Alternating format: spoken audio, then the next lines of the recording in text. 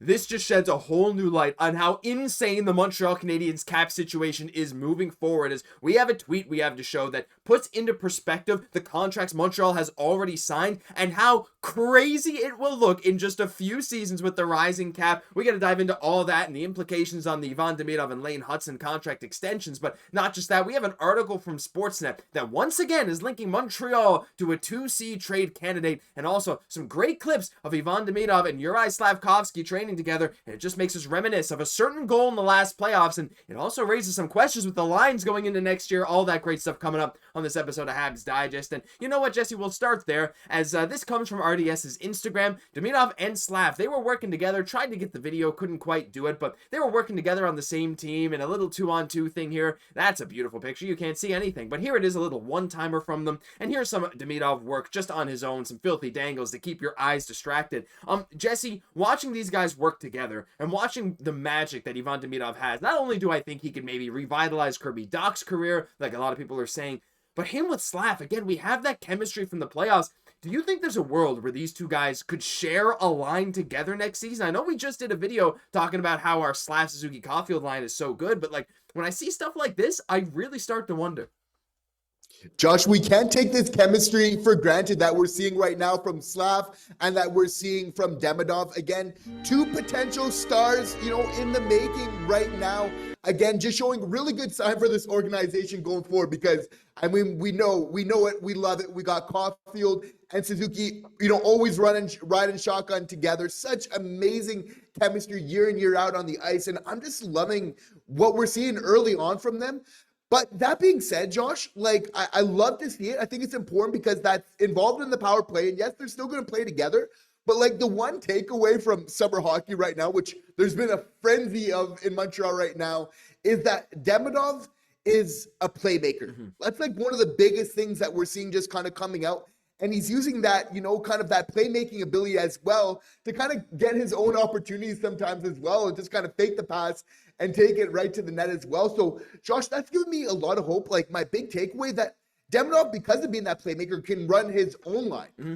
Because, again, not only does, Demidov have good chemistry with Slaf, I think it would be interesting at some point to have, again, we talked about, Demidov being on the first line. It's been a lot of the talk of the town right now. And having, a playmaker like Suzuki and Demidov together, you have to feel like Cole Caufield, he'd be in paradise. He would be feasting with just all the opportunities that he's getting. That being said, I'm thinking Demidov, he's going to put his big boy pants on, and he's going to say, I'm going to do it on my own. I can really drive my own line. So, again, I think, if you're Kent Hughes, you're kind of adding, thinking this is even more important to really kind of get that right 2C, to get some people around Demidov that's really going to help him flourish, because he's looking like he can do it on his very own right now. Yeah, absolutely, right? And I mean, there's always the kind of questions is he ready? He is 19 years old. That's the thing. He's very young, but we've seen young guys come into Montreal, we saw with Lane Hutson, and just grab it and run with it right away. And Demidov did not look out of place at all. He was the best player on the ice for at least a few of the games that he played with Montreal as a 19-year-old who had never played on North American ice before, really. Now, I know that's overblown because some of the KHL arenas have the same size rink, whatever. But still, it's crazy to see what he's done, and it's really interesting to see who he's going to play with. We're going to have some more line predictions as we get closer to the season. I can't wait to see it, but leave your thoughts on that down below. But before we get into the next section of the video, just wanted to take a moment to say thank you to you guys for subscribing to the channel, for liking all these videos. It seriously means a lot to us, and hey, it helps us keep pumping out this content every single day. So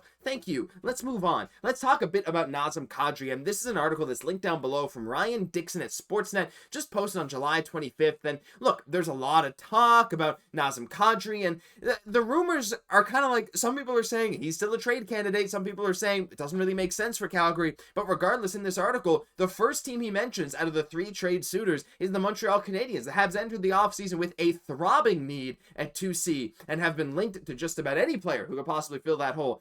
The innuendos are crazy with this one. But look, regardless, and what he goes on to say in the article is even after acquiring Noah Dobson at the draft, Montreal's cache of picks and prospects is such that it would have more than enough good powder. He said powder. I think it should be maybe power, whatever.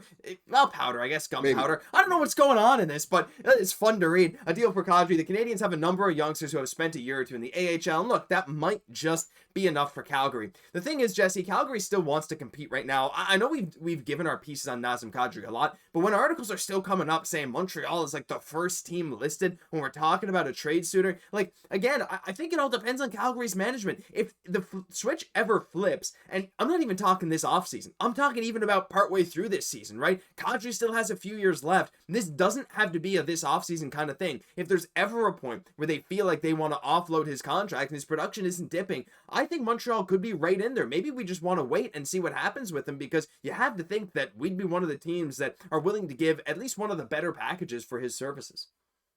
You have to feel like Kent is weighing his options carefully when it comes to this. There's a lot of things that are intriguing, again, but Kent wants to make the right move, the right that he prides himself on it. In fact, again, if we're comparing like Kadri to like a Pavel Zacha, there's a little bit more risk involved here when we're talking about Kadri, just because we're talking about a little bit longer term, 4 years instead of 2 with Zacha, where maybe that lines up, nicely with age kind of going forward.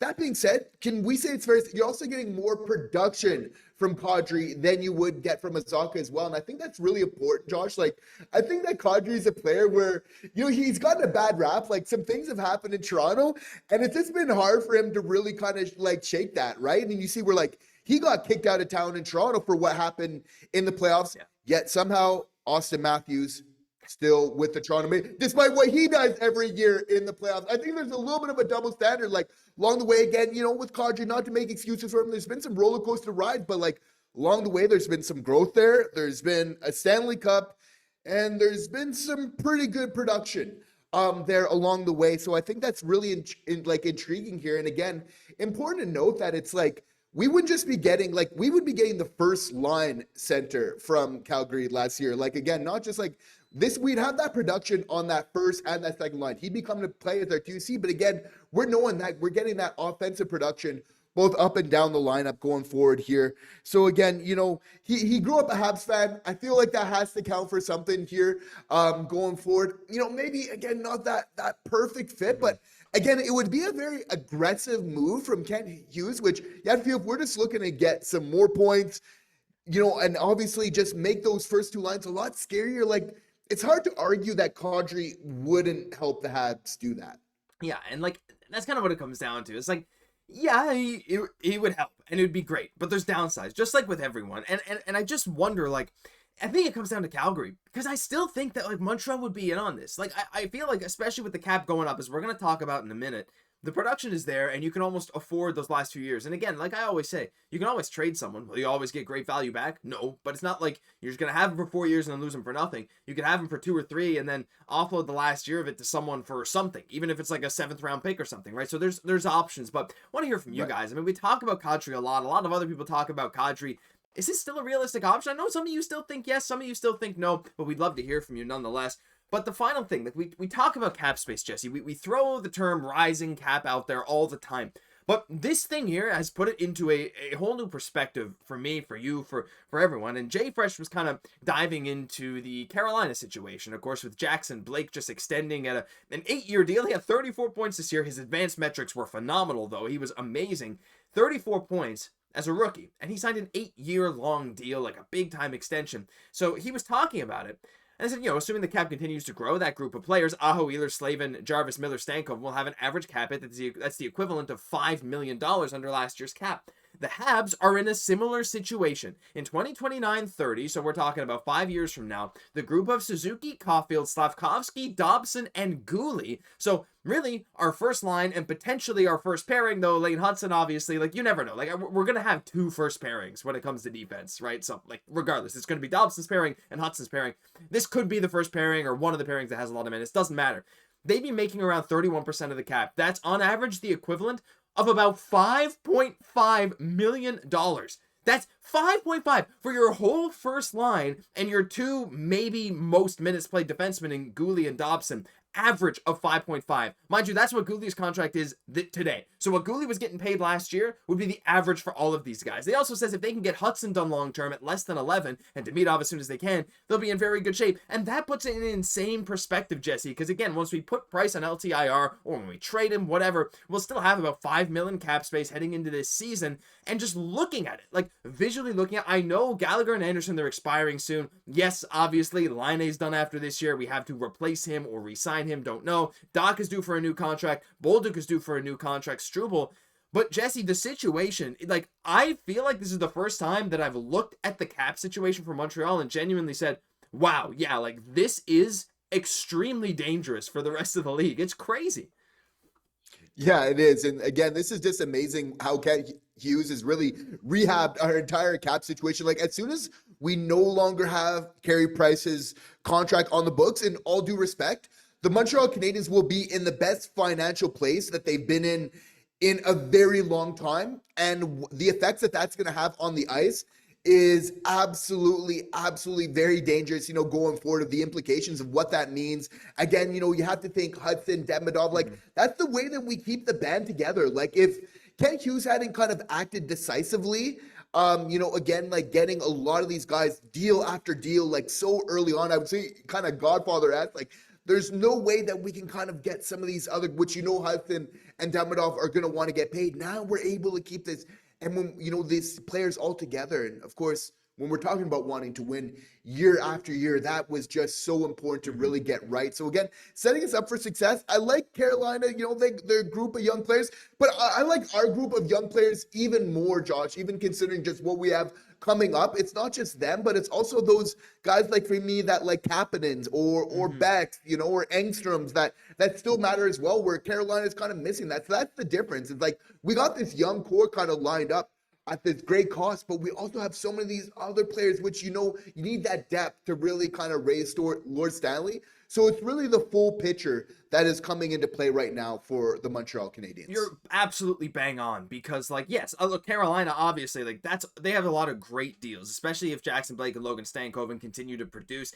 But they have a few of these guys that'll start to go down at the end of these deals, where our guys are going to be right at their peak. But like you said, we have so many good young players. Like, we're talking, in net is maybe our biggest uncertainty, because we only have 2 years left of Monty and Dobeš. Dobeš not shown here, but they're both on 2-year deals. So, like, there's not much time left there, but you have Fowler, who could come in and at least be a backup on a rookie scale deal, which is unbelievable, because you have to imagine he'll be great, right? Anytime you can get any rookie scale deal, it's important. You have guys like Xhekaj, like Beck, like Kapanen, these kind of guys who are not going to be paid that much money, and you have other guys like Jurovsky, who knows when he'll come over, Bogdan, right? If we have a pressing need to offload a defense contract or something, Bogdan could come over and make, a little bit of money. Like, there's all these questions that just seem answered, like so many young guys who can come in on low cap hit deals while our top guys are getting paid.